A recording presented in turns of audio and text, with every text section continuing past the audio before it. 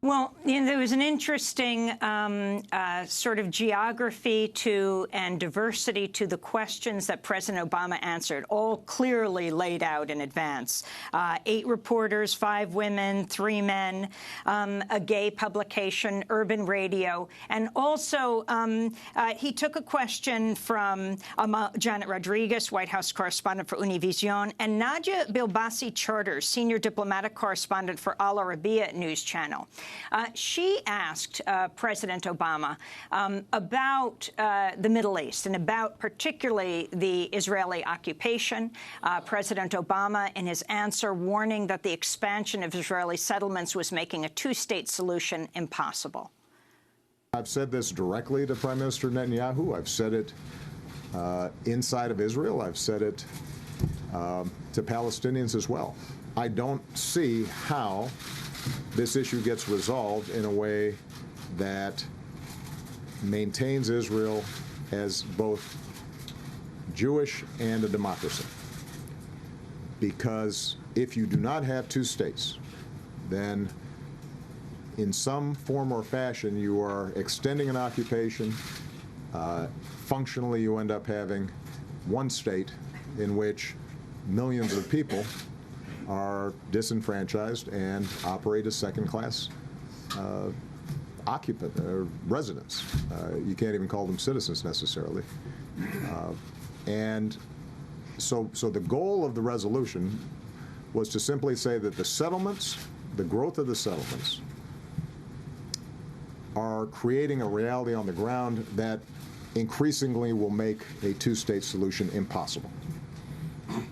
And we've believed, consistent with the position that had been taken with previous U.S. administrations for decades now, that it was important for us to send a signal, a wake-up call, that this moment may be passing. And Israeli voters and Palestinians need to understand that this moment may be passing. And hopefully that then creates a debate inside both Israeli and Palestinian communities that won't result immediately in peace, but at least will lead to a more sober assessment of what the alternatives are. That was President Obama yesterday, again, in the last 48 hours of his presidency. Rashid Khalidi, also with us now, Edward Said, professor of Arab Studies at Columbia University. Your response to what he said and what he has done over this past 8 years. Well, he did what he's been doing for 8 years. He sent a signal. The most powerful country on earth, the sole serious supporter of Israel, without whose support Israel couldn't do anything, has now, yet again, for administration after administration, sent a signal that what Israeli governments have been doing for decades is going to lead to a 1-state solution in which Palestinians, as he said, are disenfranchised, are not even citizens, and so on and so forth. So we have the diagnostician-in-chief telling us about this problem, which he and previous presidents have done absolutely nothing to solve.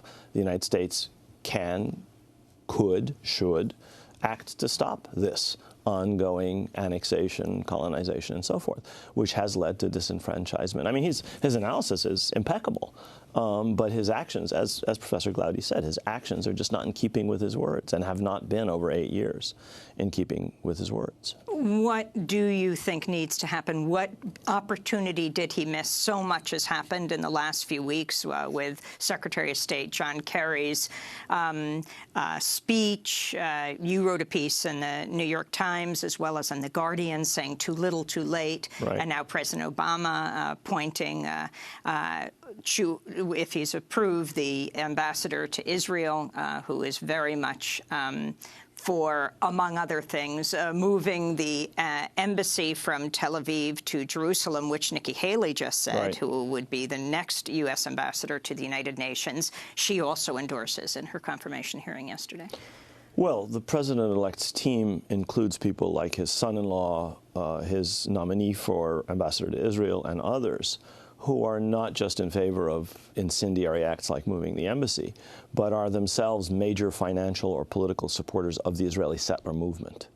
So we're not just talking about people who are rhetorically in favor of this or that extremist position. Talk specifically. You're talking about Jared Kushner, who will be a top advisor, his son-in-law, David Friedman. David Friedman, the ambassador-designate, and Jared Kushner are both, according to all the reports, major financial backers of the settlement movement.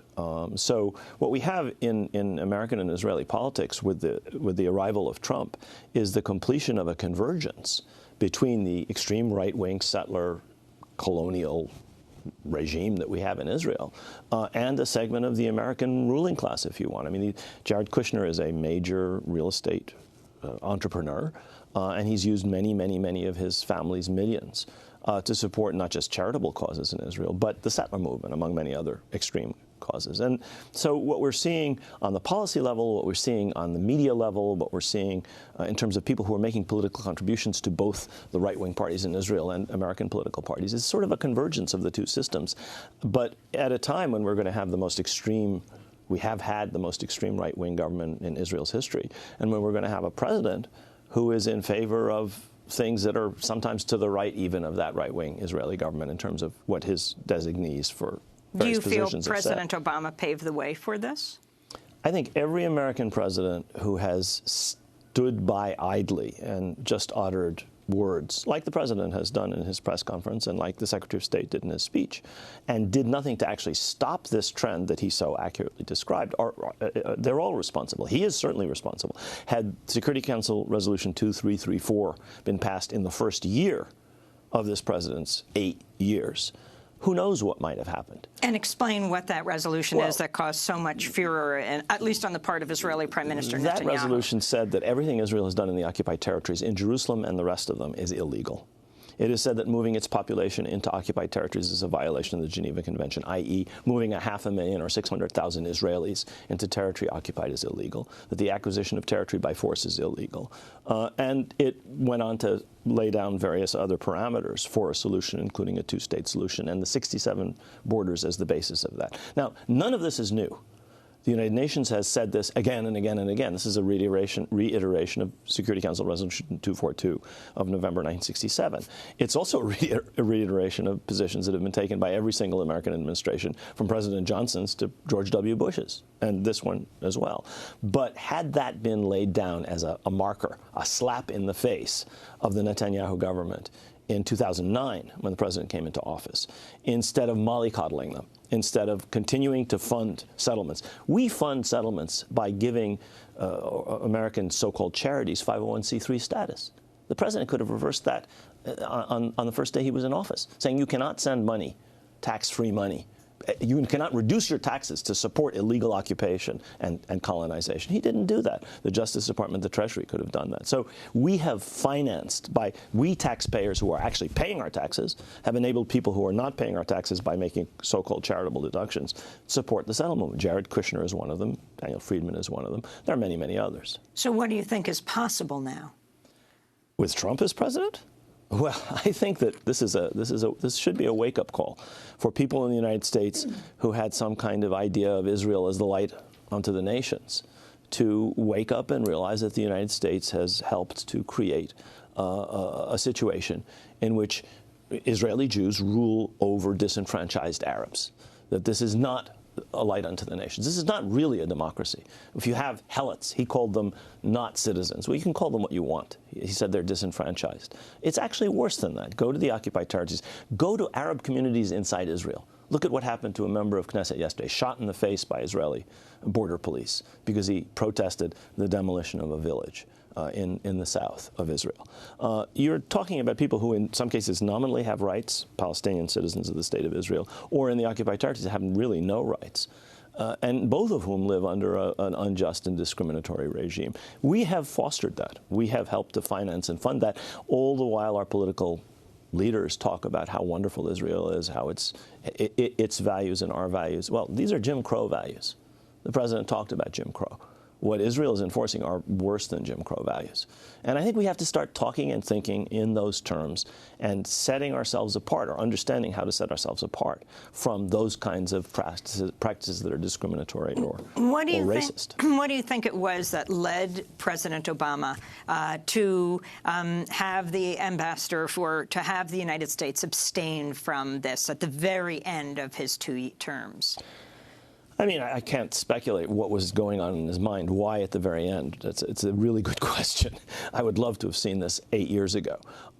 Maybe it was his chance to get back at the slights and insults that he's been receiving from Prime Minister Netanyahu over the past 8 years, coming to Congress and attacking American Netanyahu policy. famously, to say the least, disrespects him. Right. And yet President Obama has been more solicitous of Israel than all the previous presidents, from the Bushes on to Clinton, all involved with resolutions that were critical of Israel. But President Obama did not allow that to happen until now. This is the first such resolution that has passed under Obama. As you just said, every previous American president has allowed or has sponsored resolutions that are just as harsh as this, or involved elements of this resolution. So maybe he was, what he seems to be doing in his last few days, few weeks, few months, is to do some of the things that maybe he wanted to do but felt he couldn't do, and it's really a terrible shame. I mean, this is a man who came into office supposedly with fresh ideas about how to deal with the Middle East. He appointed Senator Mitchell, who ultimately was undermined by people he himself had appointed, and was not able to do what he wanted to do.